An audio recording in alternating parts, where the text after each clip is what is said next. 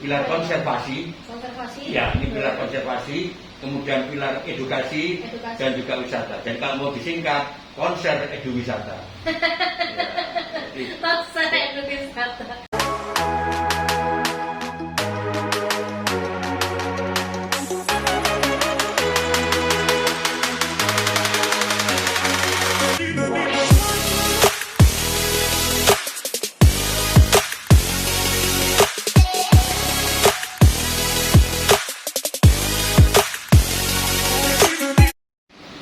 Welcome to podcast Ngontel Yuk, ngobrolin tentang lingkungan yuk, bareng Dinas Lingkungan Hidup Kota Probolinggo.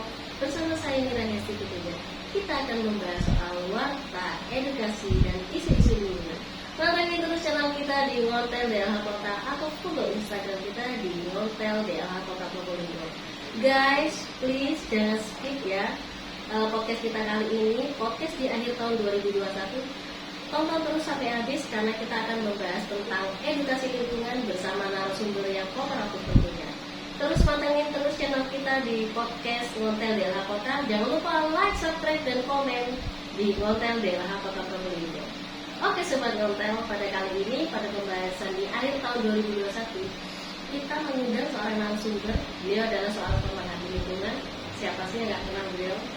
Di studio kita telah hadir Dr. Insinyur Budi Kristianto MSI yang telah hadir untuk membahas tentang Pantai Permata Pilang. Halo Pak, apa kabar Bapak? Kabar baik, dahsyat, luar biasa.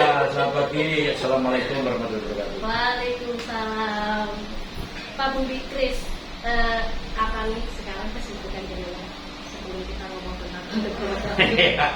Ya, saya sudah terbiasa ya bagaimana mengisi hari-hari pemberian Tuhan ini dengan aktivitas. Ya, jangan sampai hari-hari yang sudah dikaruniakan pada kita ini hanya terisi dengan sesuatu yang tidak jelas. Ya, jadi saya membiasakan diri sejak pagi hingga malam hari bagaimana mengisi hari-hari ini ya dengan satu aktivitas yang ya biar lebih jelas lah. Dr. Budi Kristianto, saya ingin tanya panjenengan sebagai seorang pemerhati lingkungan, menurut Bapak terkait Pantai Permata Pilang, seberapa besar sih potensi Pantai Permata Pilang dalam menjaga keseimbangan keanekaragaman hayati, keanekaragaman lingkungan di Kota Probolinggo? Ya, berbicara Pantai Permata, saya sungguh merasa terpanggil untuk memikirkan. Betul. Ya. Karena apa? Karena peristiwa tahun 2010, erupsi Gunung Bromo. Erupsi Gunung Bromo tahun 2010 telah meluluhlantakan vegetasi mangrove. Ya, kurang lebih ya sekitar 20 hektar vegetasi mangrove jadi korban. Karena erupsi Gunung Bromo, ya volume pasir menutupi kawasan yang tadinya banyak ditumbuhi mangrove, akhirnya hilang mangrove itu. Bisa. Dan ini memerlukan satu perhatian, bagaimana melakukan pemulihan. Bagaimana melakukan recovery supaya habitat-habitat yang dulunya ada bisa kembali pulih. Ya. Tentunya dengan hilangnya sekian hektar mangrove ini juga memberikan dampak hilangnya beberapa vegetasi yang lain, termasuk keanekaragaman hayati pesisir juga terganggu.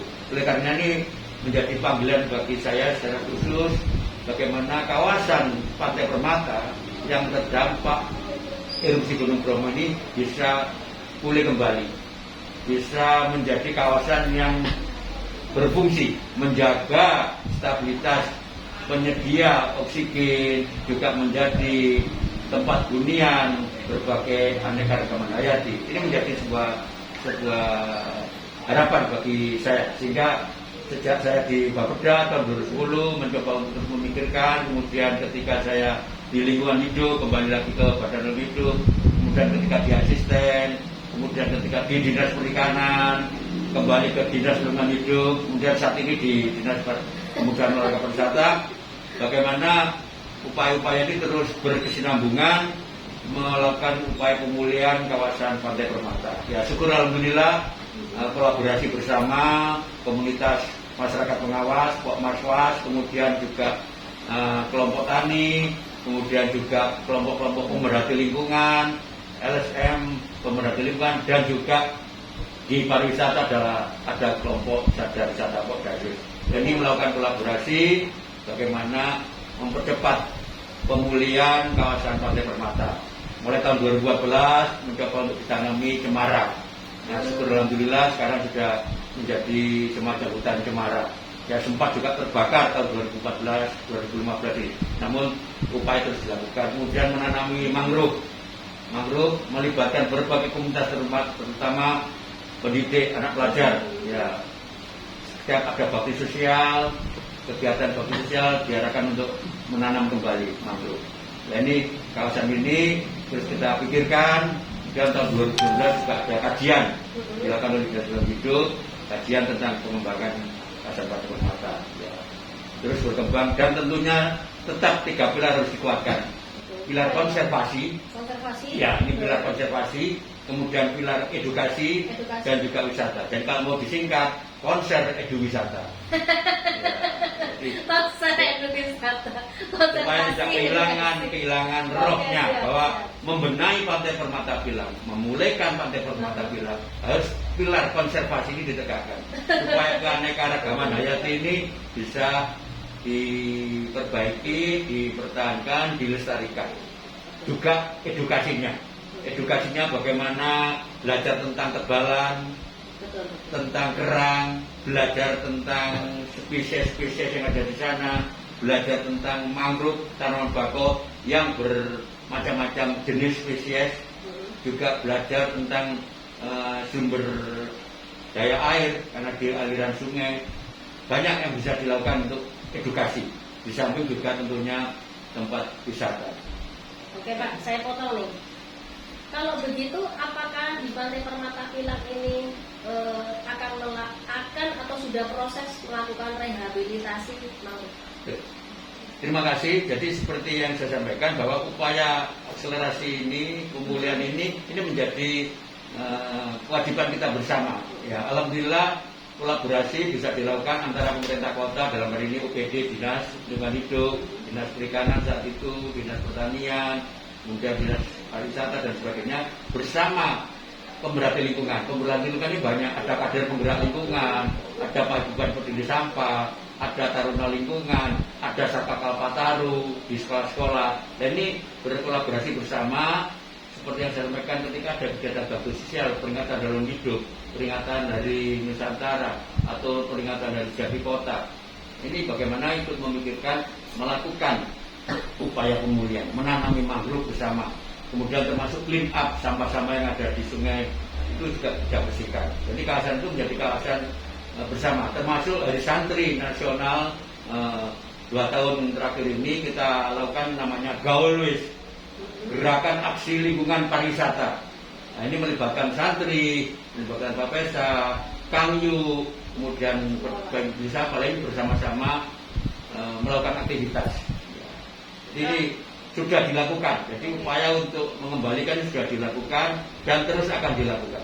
Jenis mangrove yang ada di Pantai Permata Pilang itu kalau nggak salah api-api sama bakau. Iya, yang relatif agak tahan ketika erupsi Gunung Bromo ini agak api. Tapi bakonya ini fokus ini banyak yang rusak dan yang perlu dikembalikan.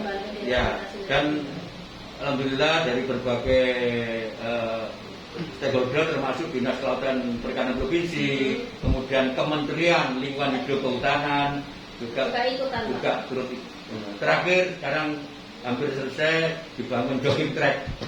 Oh, sudah dibangun jogging track? Iya, bisa dilihat. Jadi ke pantai dulu harus berbecek-becek ya, ketika air pasang, air 29, 30 ini nggak bisa masuk nggak bisa sampai ke pesisir, tapi dengan adanya jogging track terus ketinggian kurang lebih 1,7 km ini akan sangat membantu bisa sampai ke pantai. Pak Budi, oke. Untuk closing podcast kita kali ini, Sobat Konten, saya ingin tanya, Pak, sebagai pemerhati lingkungan, apa sih cita-cita Bapak ini sebagai pemerhati lingkungan? Kira-kira tak tanduri atau tak tanami mangrove itu sampai berapa Pak Julian di Pantai Permata? Angan-angan Bapak saja nih. Ya, terima kasih. Jadi saya selaku ya katakanlah yang sudah dibesarkan di lingkungan, kemudian juga di pariwisata. Ini saya merasa tetap punya panggilan bagaimana kota Probolinggo ini, ya, kota yang dikenal sebagai kota yang ramah lingkungan, kota yang ramah lingkungan, kota yang punya komitmen terhadap aspek lingkungan, terutama 3 pilar Sustainable Development Goals itu, pembangunan berkelanjutan. Bagaimana ada harmonisasi antara ekologi, sosial, dan ekonomi. Dan ini terus perlu dilakukan. Suhu kota Probolinggo ini relatif lebih dingin dibanding di sekitarnya karena banyak tegakan pepohonan, termasuk yang di TWSL itu. Dulunya lokalisasi lahan tidur kemudian menjadi hutan kota. Nah, ini membantu ketika juga tahun 2006, 2007 ada gerakan peduli sadar lingkungan, ya, menanam kurang lebih 33.000 batang oleh 6.500 relawan. Dan ini menghasilkan tegakan tanaman yang membantu ketersediaan oksigen dan membantu suhu kota Probolinggo relatif lebih sejuk. Dan ini perlu kita pertahankan, termasuk bagaimana menambah ketebalan hutan mangrove. Kita punya potensi yang luar biasa dari Ketapang hingga Mangunharjo, ini kurang lebih 7 km bentangan pantai. Ini sebagian masih banyak vegetasi mangrove, hutan mangrove. Dan ini juga menjadi perhatian bagi dunia internasional. Dan ini terus kita pertahankan. Jadi menanam mangrove ini terus kita lakukan untuk menambah ketebalannya sampai ke pesisir ke arah perairan. Ketika ketebalan tanaman mangrove ini terus bertambah, akan sangat membantu menjadi hunian, karena negara Mendayati akan lebih lestari. Ya. Keseimbangan ekosistem akan terjadi dan pada gilirannya akan menjadikan suasana kesejahteraan bagi masyarakat kota Probolinggo. Karena persentase tutupan lahan akan lebih meningkat. Sekarang masih nilainya masih di bawah 60. Sekarang ini, Pak? Iya, indikator kualitas lingkungan hidup khususnya tutupan lahan. Jadi perlu kita pikirkan. Jangan hanya banyak nebang-nebang pohon, tapi bagaimana memikirkan menanami. Ya, dimanapun, di kantor-kantor, di halaman kantor, di halaman pabrik, halaman sekolah, halaman rumah yang masih memungkinkan ada teman kita. Oke Sobat Konten, jadi ya kesimpulan dari statement kita podcast kali ini adalah kata Pak Budi ada 3 pilar, yaitu edukasi, pariwisata, konservasi. Karena disingkat konser edwisata. Jangan lupa selalu stay healthy, happy Sobat Konten. Sekian dari kami dan sampai jumpa. Salam Bapak 3R. Salam 3R.